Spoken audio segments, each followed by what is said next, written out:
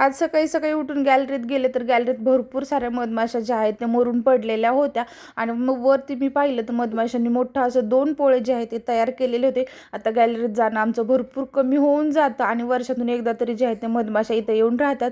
सकाळची सुरुवात मग नंतर त्याच्यानंतर जे आहे ते कोमट पाण्याने केली. कोमट पाणी घेतलं आणि मस्त खाली फिरून आले. भरपूर दिवस झाले जे आहेत 1 ते 2 महिने झाले असेल ते माझं सकाळी लवकर उठणं पण होत ना आणि खाली फिरायला जाणं पण होत नव्हतं. त्याच्यानंतर घरी आली मस्त ब्लॅक कॉफी, त्याच्यासोबत 2 ते 4 बदाम आणि थोडेसे तीळ आणि जवस घेतले. तोपर्यंत लगेच नाश्त्याची तयारी करायला घेतली. नाश्त्यामध्ये मी बनवणार होते दुधी भोपळ्याचे धपाटे. तर त्याच्यामध्ये माझ्याकडे एकूण 3 भोपळे होते.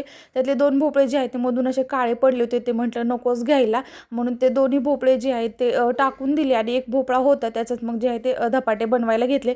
पहिले तर भोपळा खिसून घेतल्या. तिन्ही पीठ म्हणजे ज्वारीचं, गव्हाचं आणि डाळीचं पीठ जे आहे ते घेतलं. त्याच्यामध्ये जिरे, मोहरी, आपले जे पण काही बेसिक मसाले असते ते टाकून घेतले. पीठ मळून घेतलं आणि असं म्हणजे तळून धपाटे बनवण्यापेक्षा ना आमच्या तिघांना पण असे थापलेले धपाटे जे आहेत ते प्रचंड आवडतात.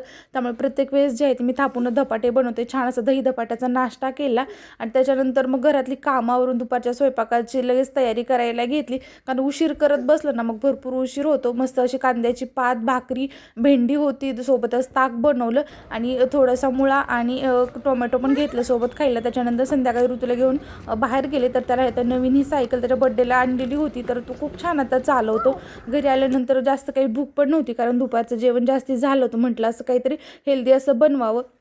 मग बेसन पिठामध्येच पालक, जे पण काही माझ्याकडे भाज्या होत्या त्या सगळ्या टाकल्या आणि छान असं बेसनचा चिला बनवून घेतला. असा होता आजचा दिवस.